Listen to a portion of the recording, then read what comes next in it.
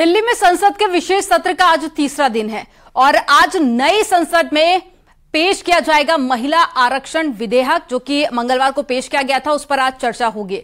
कांग्रेस सूत्रों के अनुसार कांग्रेस संसदीय दल की अध्यक्ष सोनिया गांधी लोकसभा में महिला आरक्षण विधेयक पर बहस के लिए कांग्रेस की मुख्य वक्ता होंगी, तो वहीं महिला आरक्षण विधेयक पर विपक्ष अपनी अपनी रणनीति तय करेगा, जिसको लेकर आज सुबह 10 बजे संसद में इंडी गठबंधन दलों की बैठक होगी और इस बैठक में विपक्ष महिला आरक्षण विधेयक पर अपनी रणनीति तय करेगा। साथ ही इसके बाद सुबह 10:30 बजे कांग्रेस के लोकसभा सांसदों की बैठक होगी। तो एक बड़ी खबर आपको बता रहे हैं। देखिए, मंगलवार को महिला आरक्षण विधेयक जो कि पेश किया गया था, उस पर अब चर्चा होनी है।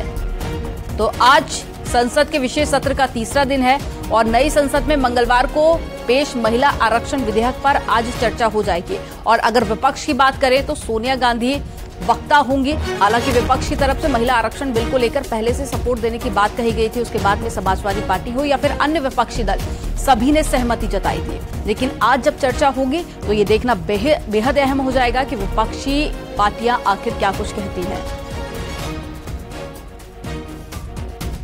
तो सुबह 10 बजे चर्चा शुरू होगी और महिला आरक्षण विधेयक पर विपक्ष अपनी अपनी रणनीति तय करेगा।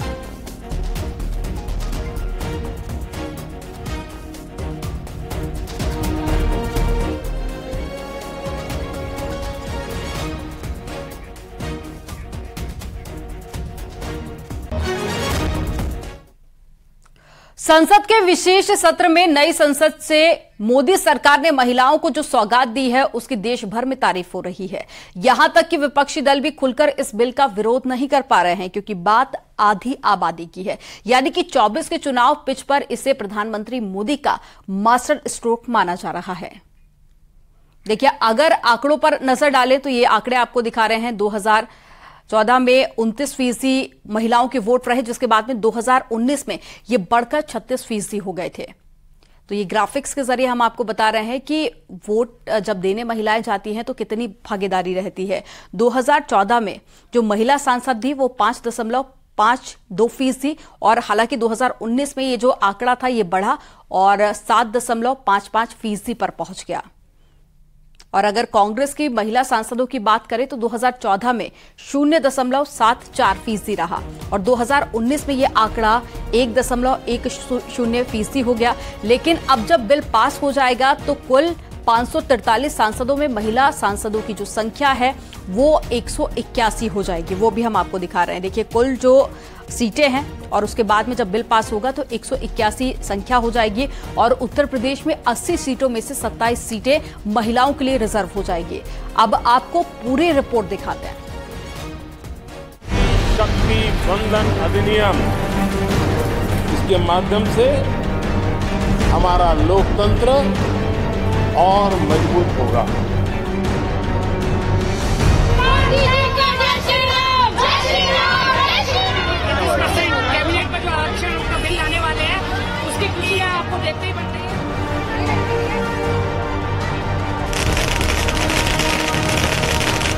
जिस बिल पर विपक्षी पार्टियां सरकार को घेरने की तैयारी में थी, जिस बिल को 24 का मुद्दा बनाया गया, उस महिला आरक्षण बिल को नई संसद में पेश कर मोदी सरकार ने नया कीर्तिमान स्थापित कर दिया। क्योंकि ये सिर्फ बिल नहीं बल्कि उन तमाम महिलाओं को सौगात है जो अब तक संसद की राह तकते थे। अब उन्हें भी मौका मिलेगा नई संसद से नई शुरुआत करने की, सियासत में हाथ आजमाने की और देश के विकास में योगदान देने की। अब महिलाएं भी कंधे से कंधा मिलाकर चलेंगी। दरअसल आज लोकसभा में महिला आरक्षण बिल पेश कर दिया गया। लोकसभा विधानसभा में अब महिलाओं के लिए आरक्षण होगा। लोकसभा में महिलाओं को 33% आरक्षण मिलेगा। विधानसभा में महिलाओं को 33% आरक्षण मिल सकेगा। दरअसल नए संसद भवन में सदन की पहली कार्यवाही शुरू हुई। इस दौरान पीएम मोदी ने महिलाओं के नेतृत्व में विकास की सोच को आगे बढ़ाते हुए एक प्रमुख संविधान संशोधन विधेयक प्रस्तुत करने का ऐलान किया और कहा कि सिर्फ महिलाओं के विकास की बात पर्याप्त नहीं है। अगर नई मंजिलों को पाना है तो ये आवश्यक है कि वुमेन लेड डेवलपमेंट को बल देना होगा।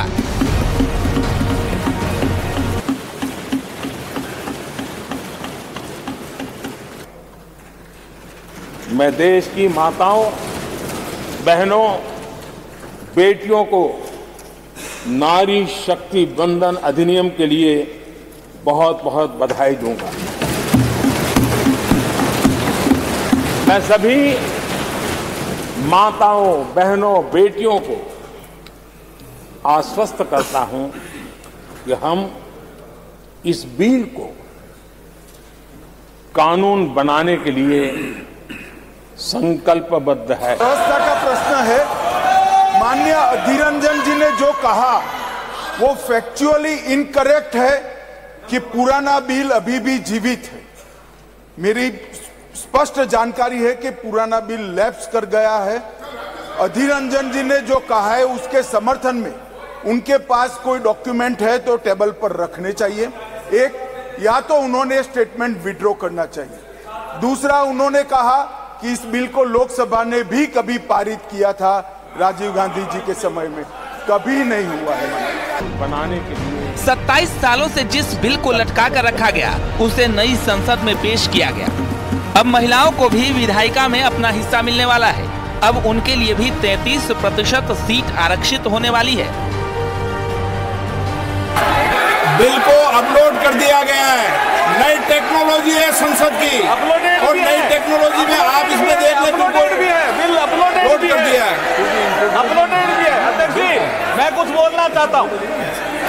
अध्यक्ष जी, नई टेक्नोलॉजी है संसद में, आप इसको चलाइए। इसमें बिल लोड कर दिया गया है। आप बिल अपलोडेड भी है। मैं बोलना चाहता हूँ अध्यक्ष जी, कुछ बोलना चाहता हूँ।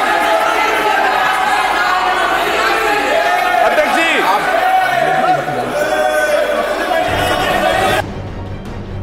दरअसल करीब 27 सालों से महिला आरक्षण विधेयक लंबित रहा। समाजवादी पार्टी, जदयू और आरजेडी ने बार बार इसका विरोध किया और इसी वजह से 2010 में राज्यसभा में इस विधेयक को भारी मतों से पारित होने के बावजूद लोकसभा में पेश नहीं हो पाया।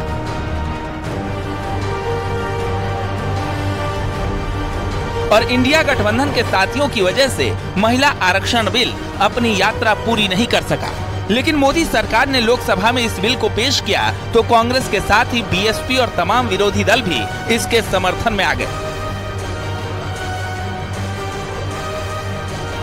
जिसके पक्ष में बीएसपी सहित अधिकांश पार्टियां भी अपना मत देंगी, ऐसी भी पूरी संभावना है।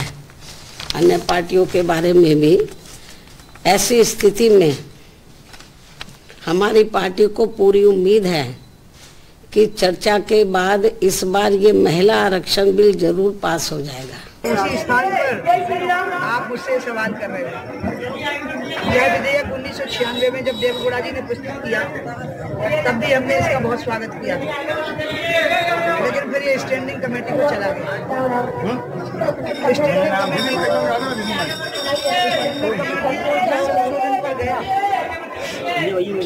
वह संशोधन मैंने ही प्रस्तुत किया और आज भी वो संशोधन मैंने प्रधानमंत्री जी को पत्र के द्वारा भेज दिया। इस बिल का स्वागत किया है, बहुत स्वागत किया है। यानी 2024 की राह में टीम मोदी की ये पहली जीत है और इस जीत पर नहीं चाहकर भी विरोधी को जश्न मनाना पड़ रहा है, क्योंकि बात आधी आबादी की है, बात महिला सशक्तिकरण की है, बात उस वोट बैंक को अपने पाले में लाने की है जो हर सीट पर निर्णायक भूमिका में है। Bureau report, news 18।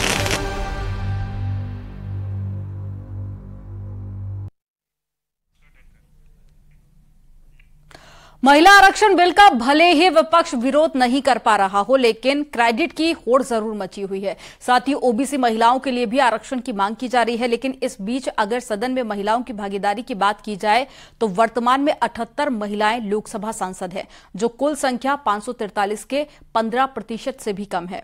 तो वहीं 246 राज्यसभा सीटों में से महिलाओं की जो संख्या है वो केवल 25 है, जो करीब 14% है।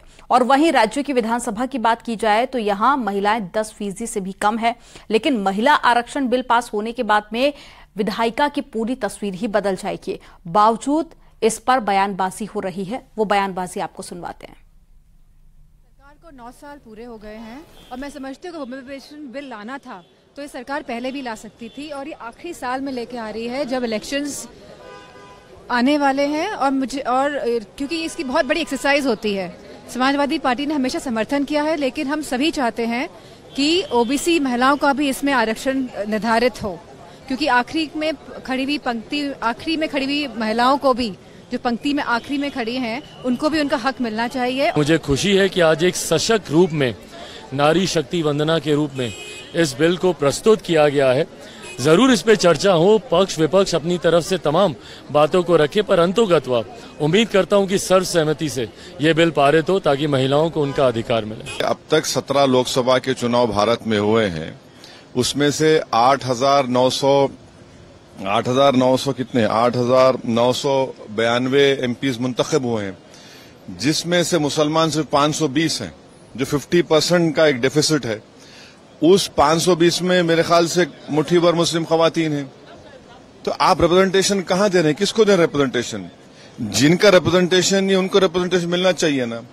तो इस बिल में सबसे बड़ी खामी यह है कि इसमें ओबीसी महिलाओं को और मुस्लिम महिलाओं के लिए कोई कोटा नहीं रखा गया।